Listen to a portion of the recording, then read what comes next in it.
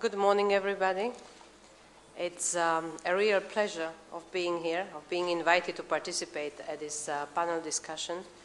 And I really would like to thank, first of all, to the Ministry of the Youth and Sport, to the Football Federation of Republic of Serbia, and especially to you, all participants, people from the clubs, people from the sports, of being here.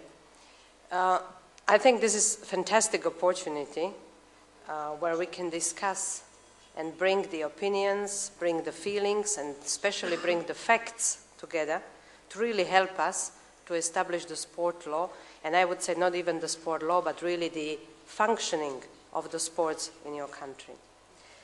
A lot was said, a lot of very good things were said. Thank you, Madam Minister. And it makes us really making sure that not only you, sport clubs, but also government is thinking about the future of the sport in your country.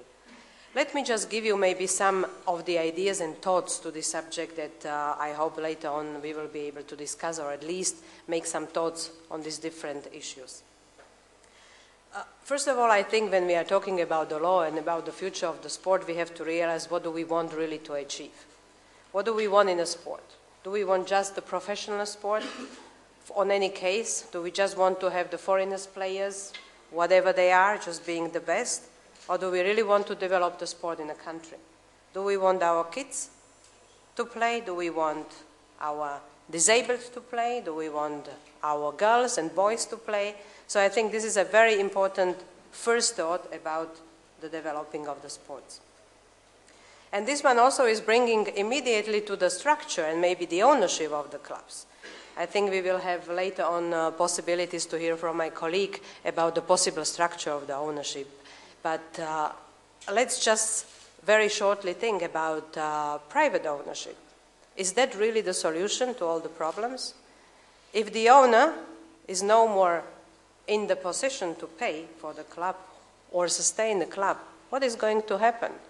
It's not only the top team that is going to disappear, it's all the structure that is going to disappear. The youth, the kid categories. So when talking about the ownership of the club, I think we have to be thinking, what do we really want to achieve? There are several possibilities, and as I said, my colleague will be addressing them a little bit later. I would also like you to think about what is happening nowadays in the world of sports, and especially in the world of football.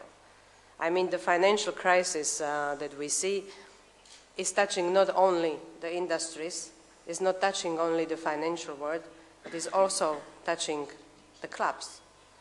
And looking at the big clubs being fully owned in private hands, as you can see in England, this might be not every time the solution to the problems, and maybe in the future we might see a completely different development of this relationship as we were used to it so far.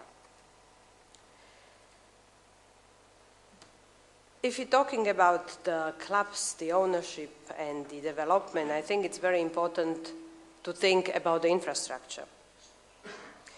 The infrastructure, you know, it doesn't need to be all the time the top of the top, but it must be enough that it allows for a quality of the training. You know, we say every time the sport of football, it's the easiest sport because you can play it everywhere.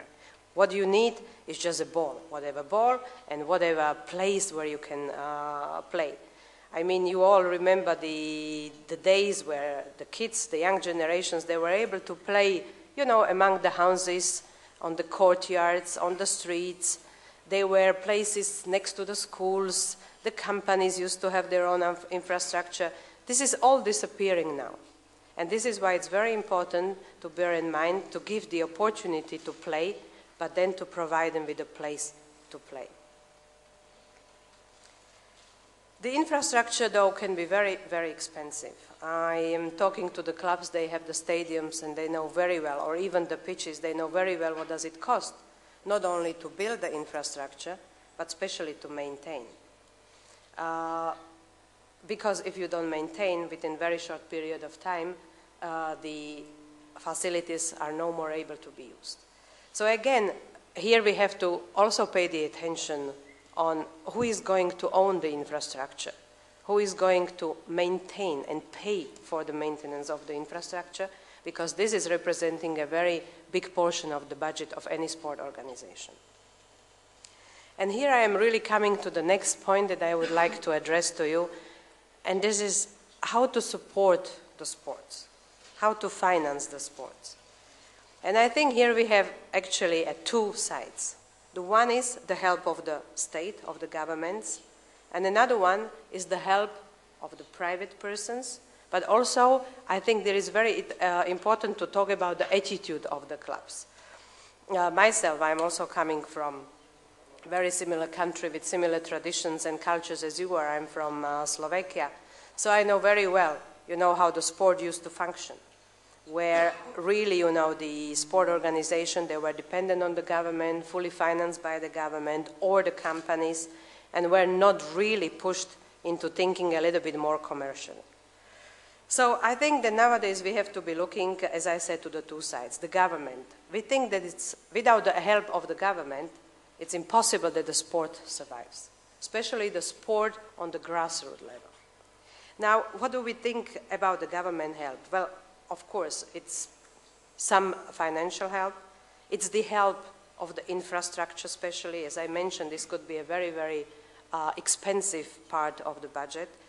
When I mean government, I'm talking also, of course, about the municipalities that usually are the owners of the stadiums or of the grounds.